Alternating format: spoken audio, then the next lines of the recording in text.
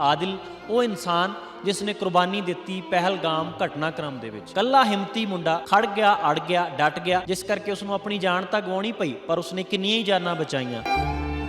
पूरी दुनिया आदिल की कुर्बानी को सलाम कह रही है, लेकिन आदिल के बारे में एक बाप होने के नाते पहला शब्द आपका क्या है उसकी कुर्बानी? कुर्बानी पे मेरा फख्र है। परिवार के बारे में जब सोचते हैं आदिल, आपके सामने तस्वीर आती है आदिल का हमारे घर से निकलना, उसके बगैर कोई सहारा नहीं है। उस इंसानियत का तकाजा बुलंद किया, इसी फख्र से मैं जी रहा हूँ। को आपने ऐसी शिक्षा दी है कि उसने इतनी, जब लोग भाग रहे थे अपनी जानें बचा रहे थे, लेकिन आदिल ने अपनी जान की परवाह नहीं की। ऐसा कोई तो बात होगी जो आपके परिवार में शिक्षा के रूप में आदिल तक पहुंची, इसकी वजह से जज्बे से वो खड़ गया। जी, ये जज्बात जो है ये तो मेरे अंदर भी है, मेरे और 2 बच्चे हैं उनके अंदर भी है। जो ये आदिल था इसके अंदर तो हम तीनों से भी ज़्यादा जज्बात थे इस इंसानियत के। तो इसी जज्बात से आदिल ने खुद अपनी जान दी, लेकिन लोगों को बचाया। उन लोगों को शायद जवाब मिला होगा जो हिंदू मुस्लिम और बहुत सारी चीज़ें बोलते रहते हैं। इंसान को कहते हैं इंसान संभलना, संभलने का मकसद हो गया इंसान खुद अपने आप को ठीक बनाना। जब आदिल की इस इंसानियत को देख के हिंदुस्तान हो, कोई भी हो या किसी मज़हब का हो, वो ये इस इंसानियत को न समझे तो वो फिर कैसा इंसान है? वो तो इंसान है नहीं। कि जिन दरिंदों ने इनका कत्ल किया, उन्होंने कहाँ इंसानियत कामयाब की? उन्होंने तो दरिंदगी करके सुन्नत को ख़त्म किया। बोल रहे हैं झूठ, तूफान, बहुत सारी चीज़ें, हिंदू मुस्लिम ऐसी चीज़ें, उसको भी जवाब मिलता है इस कुर्बानी से। आदिल ने तो हर चीज़ का जवाब दे दिया, मगर ये सिर्फ समझने की बात है। ਦੁਨੀਆ ਵਿੱਚ ਕਿਸੇ ਵੀ ਘਰ ਦੇ ਵਿੱਚ 70 ਵਿਛ ਜਾਵੇ ਤਾਂ ਪਤਾ ਲੱਗਦਾ ਹੈ ਕਿ ਉਹ ਕਿਸ ਕੰਮ ਦੇ ਲਈ ਹੁੰਦਾ ਹੈ, ਔਰ ਪਰਿਵਾਰ ਦੇ ਜੀ ਖਾਸ ਕਰਕੇ ਸਿੱਧੇ ਤੌਰ ਤੇ ਜੁੜੇ ਹੁੰਦੇ ਨੇ, ਕਿੰਨਾ ਦਰਦ ਸਾਂਭੀ ਬੈਠੇ ਹੁੰਦੇ ਨੇ। ਇਸ ਸਾਰੇ ਮਾਹੌਲ ਦੇ ਵਿੱਚ ਗੱਲਬਾਤ ਕਰਨੀ, ਖਾਸ ਕਰਕੇ ਕੈਮਰੇ ਦੇ ਨਾਲ, ਬਹੁਤ ਔਖਾ ਹੋ ਜਾਂਦਾ ਹੈ ਗੱਲਬਾਤ ਕਰਨੀ। ਪਰ ਇਹ ਕਹਾਣੀ ਖਾਸ ਤੌਰ ਦੇ ਉੱਤੇ ਸਾਰੀ ਦੁਨੀਆ ਵਿੱਚ ਕਿਉਂ ਜਾਣੀ ਚਾਹੀਦੀ ਹੈ? ਕਿਉਂਕਿ ਆਦਿਲ ਉਹ ਇਨਸਾਨ ਜਿਸ ਨੇ ਕੁਰਬਾਨੀ ਦਿੱਤੀ ਪਹਿਲਗਾਮ ਘਟਨਾਕ੍ਰਮ ਦੇ ਵਿੱਚ। ਕੱਲਾ ਹਿੰਮਤੀ ਮੁੰਡਾ ਖੜ ਗਿਆ, ਅੜ ਗਿਆ, ਡਟ ਗਿਆ, ਜਿਸ ਕਰਕੇ ਉਸ ਨੂੰ ਆਪਣੀ ਜਾਨ ਤਾਂ ਗਵਾਉਣੀ ਪਈ, ਪਰ ਉਸਨੇ ਕਿੰਨੀਆਂ ਹੀ ਜਾਨਾਂ ਬਚਾਈਆਂ। ਉਹਨਾਂ ਦੇ ਪਿਤਾ ਜੀ ਸਾਡੇ ਨਾਲ ਬੈਠੇ ਨੇ, ਅਜੇ ਵੀ ਹਿੰਮਤ ਵਿੱਚ ਨੇ, ਹੌਸਲੇ ਦੇ ਵਿੱਚ ਨੇ। ਉਹਨਾਂ ਨੂੰ ਮਾਣ ਮਹਿਸੂਸ ਹੋ ਰਿਹਾ ਕਿ ਮੇਰੇ ਪੁੱਤਰ ਨੇ ਕੁਰਬਾਨੀ ਦਿੱਤੀ ਹੈ। ਪਰ ਇਹ ਕਹਿਣਾ ਇੱਕ ਬਾਪ ਲਈ ਕਿੰਨਾ ਸੌਖਾ ਹੈ ਜਾਂ ਕਿੰਨਾ ਔਖਾ ਹੈ, ਸਾਰੀ ਗੱਲਬਾਤ ਕਰਾਂਗੇ। सर, पूरी दुनिया आदिल की कुर्बानी को सलाम कह रही है। आपके पास इतने लोग अभी तक आगे चुके होंगे आदिल की वजह से। जो उस दिन हुआ वो सारी दुनिया ने देख लिया, लेकिन आदिल के बारे में एक बाप होने के नाते पहला शब्द आपका क्या है उसकी कुर्बानी पे? पहला शब्द मेरा उसकी कुर्बानी पे मेरा फख्र है, क्योंकि उसने इंसानियत दिखाई और इंसानियत को कामयाब किया। जिस इंसानियत से हर मज़हब के लोगों में दिल ये जाग उठा कि इंसानियत क्या होती है। तो ये इस बात का मुझे बहुत फ़ख्र है। एक बाप के लिए ये कहना कि मुझे उसकी कुर्बानी पे फ़ख्र है, ये बात बोलने में तो आसान लग रही है, लेकिन एक बाप के मन में इतना दर्द भी होता है। उसको कैसे आप बर्दाश्त कर पा रहे हैं या कैसे चला रहे हैं कि परिवार के बारे में जब सोचते हैं? आदिल आपके सामने तस्वीर आती है आदिल की। जी, आदिल का हमारे घर से निकलना तो फिर हमें उससे पहले मौत होनी चाहिए, क्योंकि हमें उसके बगैर कोई सहारा नहीं है। लेकिन जो आदिल ने फ़ख्र और नाज के साथ अपना ये जज्बात को दिखाया, या उसने ये नहीं देखा कि ये कौन से मज़हब है, मज़हब नहीं देखा और इंसानियत अपनी देख के उस इंसानियत का तकाजा बुलंद किया, इसी फ़ख्र से मैं जी रहा हूँ। जी, आदिल कितने सालों से काम कर रहा था? सिर्फ उधर पहलगाम में काम करता था घोड़सवारी का, या और भी काम करता था? जी, आदिल तो कहीं जगहों पे और भी काम करता था, लेकिन जब पहलगाम का टूरिस्ट शुरू होता था तो उसमें चला जाता था मजदूरी के लिए। कभी यात्रा जो अमरनाथ यात्रा होता था उसमें भी चला जाता था घोड़ा लेके। जी तो कभी सर्दियों में जम्मू में मजदूरी होती थी तो वहाँ भी चला जाता था। लेकिन काम तो हर जगह पे करता था और मजदूरी के लिए जाने के लिए मजबूर होता था। जहाँ पे सुनता था कि यहाँ इसका ऐसा काम बन गया, यहाँ टूरिस्ट लग गया, तो वो जाने के लिए तो मजबूर हो जाता था। आदिल को आपने ऐसी शिक्षा दी है कि उसने इतनी, जब लोग भाग रहे थे अपनी जानें बचा रहे थे, लेकिन आदिल ने अपनी जान की परवाह नहीं की। ऐसा कोई तो बात होगी जो आपके परिवार में शिक्षा के रूप में आदिल तक पहुंची, इसकी वजह से जज्बे से वो खड़ गया हो। जी, ये जज्बात जो है ये तो मेरे अंदर भी है, मेरे और 2 बच्चे हैं उनके अंदर भी है। जो ये आदिल था इसके अंदर तो हम तीनों से भी ज़्यादा जज्बात थे इस इंसानियत के। तो इसी जज्बात से आदिल ने खुद अपनी जान दी लेकिन लोगों को बचाया। आदिल के बारे में बहुत सारी कहानियां मीडिया में चर्चा में हैं और बहुत सारे लोग आपके पास भी आ रहे होंगे। आदिल के बारे में जो बात पहले आप महसूस कभी नहीं कर पाए उसके जीते जी, बाद में कोई ऐसी बात है जो आपको एहसास हुई कि मुझे आदिल से ये बात शेयर भी कर लेनी चाहिए थी, या कभी बात हो ही नहीं पाई?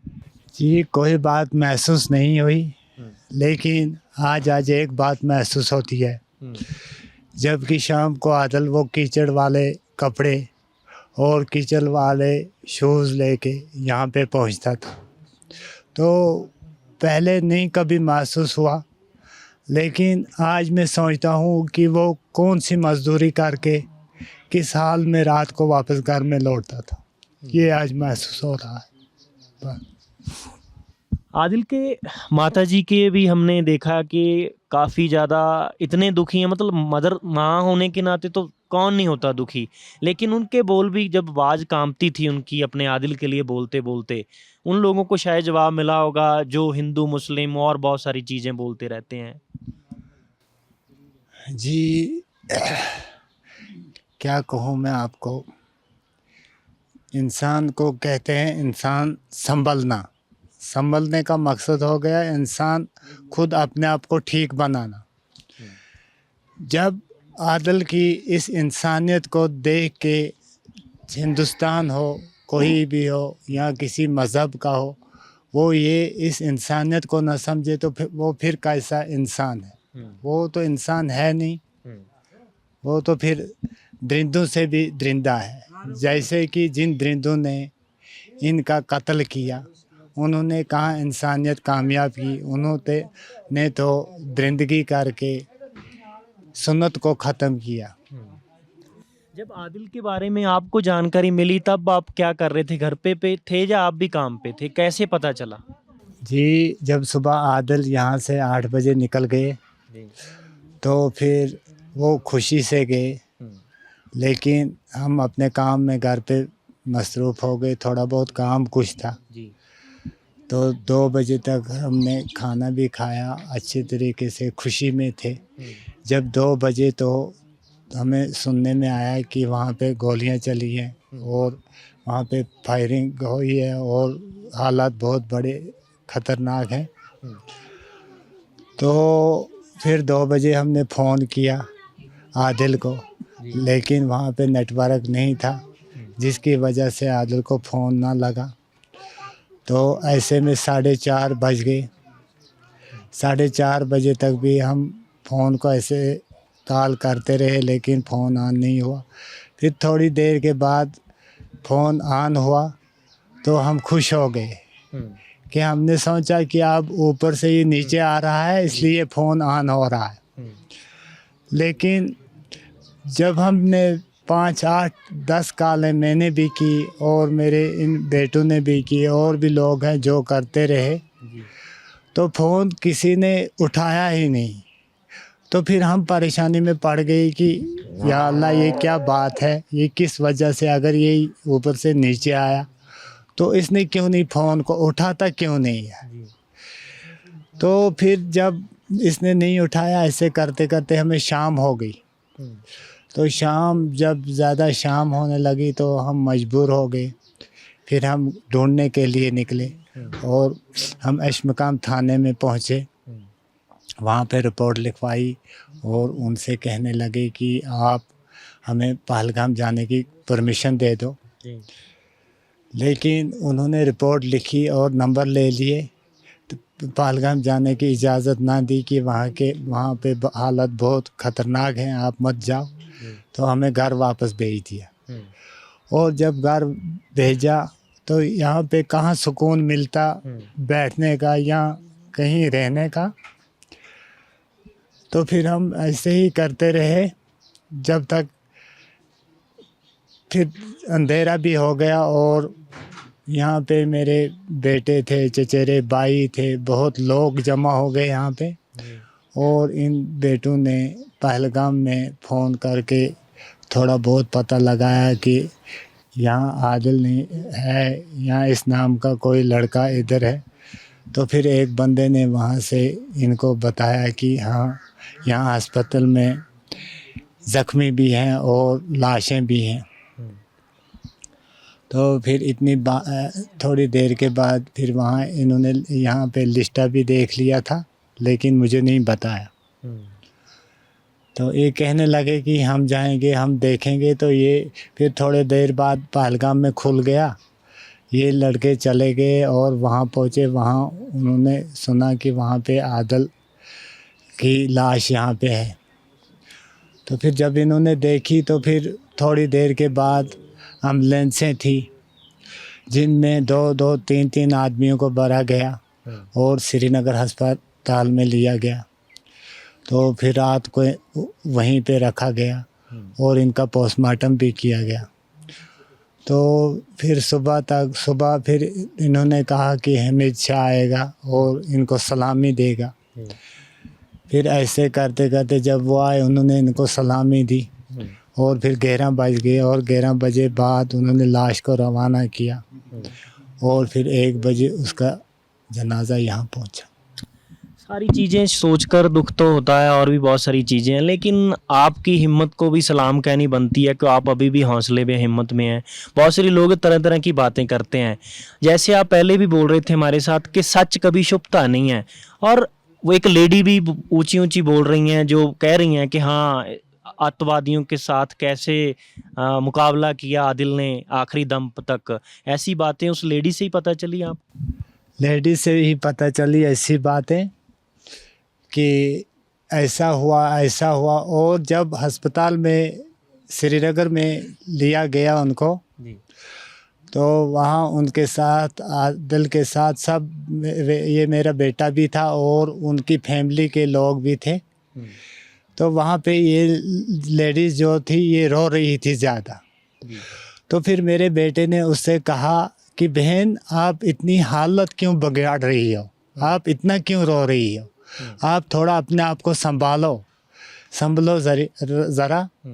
इसने कहा कि मेरा भी एक भाई है, वहाँ पे मेरा भी एक भाई शहीद हुआ है, तो मेरी तरफ देखो, मेरा भी भाई है, तो आप थोड़ी बहुत हिम्मत करो। तो फिर उस लेडीज़ ने इससे कहा कि ये क्या है, आपका भाई है? हाँ, ये भी वहाँ पे ऐसे किया इसने कि वहाँ इसने भी अपनी जान दे दी उनको बचाते बचाते। वो लेडी ने आपने बताया कैसे लड़े हैं आदिल? उस लड़के से बताया था, जो लड़का था वहाँ, उसने भी बताया था। और फिर बाद में तो जब उस लेडीज़ ने वहाँ मीडिया पे बयान दिया तो फिर पूरा सबूत हो गया कि हाँ, ये सही बोल रही है। आप सुन सकते हो, मीडिया पे भी देख सकते हो। मतलब जो झूठ बोल रहे हैं, झूठ तूफान, बहुत सारी चीज़ें, हिंदू मुस्लिम ऐसी चीज़ें, उसको भी जवाब मिलता है इस कुर्बानी से। जी देखो, आदिल ने तो हर चीज़ का जवाब दे दिया, मगर ये सिर्फ समझने की बात है। अगर मैं समझूंगा कि आदिल ने ये क्या जवाब दिया है, तो फिर इसमें ना मज़हब आता है ना कोई चीज़ आती है, सिर्फ इसमें इंसानियत आती है। क्योंकि आप अगर समझ लोगे कि आदिल ने इंसानियत कैसे बनाई थी अपनी, तो खुद आप भी सोच के बना सकते हो। फिर आप कहाँ सोचोगे ये हिंदू है, ये मुसलमान है, ये सिख है, फिर तो हम सब एक ही हैं। आदिल के बारे में जो अभी तक आप बातें कर रहे हैं, क्योंकि बेटे के साथ 29-30 साल जब गुजरे हों, बहुत सारी यादें जुड़ी होती हैं।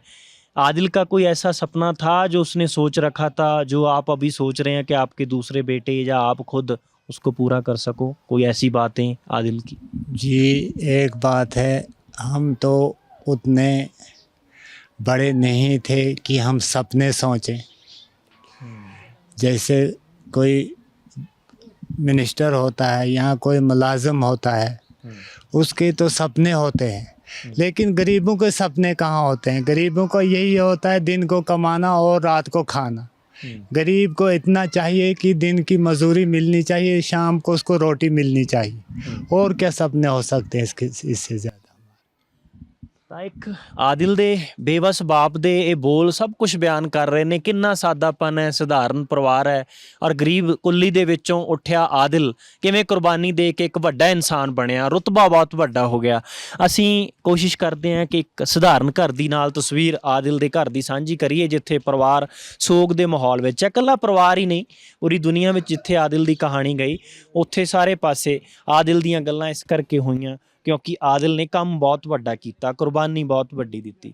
ਪਰਿਵਾਰ ਦੇ ਵਿੱਚ ਜਿਹੜਾ ਇਹ ਸੋਗ ਦਾ ਮਾਹੌਲ ਹੈ ਔਰ ਇਸ ਤਰ੍ਹਾਂ ਇਸ ਸਧਾਰਨ ਜਿਹੇ ਘਰ ਦੇ ਵਿੱਚ ਤੁਸੀਂ ਦੇਖ ਸਕਦੇ ਹੋ ਕਿ ਵੱਡੇ ਵੱਡੇ ਮਹਿਲਾਂ ਦੇ ਵਿੱਚ ਹਿੰਮਤ ਤੇ ਹੌਸਲੇ ਜਿਹੜੇ ਆ ਟੁੱਟ ਜਾਂਦੇ ਆ, ਪਰ ਇੱਕ ਛੋਟੇ ਜਿਹੇ ਸਧਾਰਨ ਜਿਹੇ ਘਰ ਦੇ ਵਿੱਚ ਕੁੱਲੀ ਦੇ ਵਿੱਚੋਂ ਆਦਿਲ ਉੱਠ ਕੇ ਆਪਣੇ ਪਰਿਵਾਰ ਦੇ ਜੀਆਂ ਤੋਂ, ਆਪਣੇ ਬਾਪ ਤੋਂ, ਆਪਣੀ ਮਾਤਾ ਤੋਂ ਅਜਿਹਾ ਕੀ ਮਨ ਵਿੱਚ ਲੈ ਕੇ ਤੁਰ ਰਿਹਾ ਸੀ ਕਿ ਉਸਨੇ ਪਰਵਾਹ ਨਹੀਂ ਕੀਤੀ ਕਿ ਆਖਰ ਤੱਕ ਦਮ ਤੱਕ ਲੜਿਆ, ਅੱਤਵਾਦੀਆਂ ਨਾਲ ਮੁਕਾਬਲਾ ਕੀਤਾ ਔਰ ਇੱਥੋਂ ਤੱਕ ਕਿ ਉਹਨਾਂ ਨੇ ਕੋਸ਼ਿਸ਼ ਕੀਤੀ ਆਦਿਲ ਨੇ ਕਿ ਮੈਂ ਆਪਣੀ ਜਾਨ ਚਾਹੇ ਗਵਾ ਦਿਆਂ, ਔਰ ਸਾਰਾ ਕੁਛ ਹੋਇਆ ਵੀ।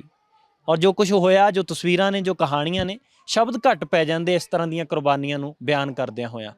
ਤਾਂ ਅਸੀਂ ਕੋਸ਼ਿਸ਼ ਕੀਤੀ ਹੈ ਕਿ ਇਸ ਪਰਿਵਾਰ ਦੇ ਨਾਲ ਵੀ ਗੱਲ ਕੀਤੀ ਜਾਵੇ, ਇਸ ਘਰ ਨੂੰ ਦਿਖਾਇਆ ਜਾਵੇ ਕਿ ਆਦਿਲ ਨੇ ਜਿਹੜੀ ਕੁਰਬਾਨੀ ਦਿੱਤੀ ਹੈ।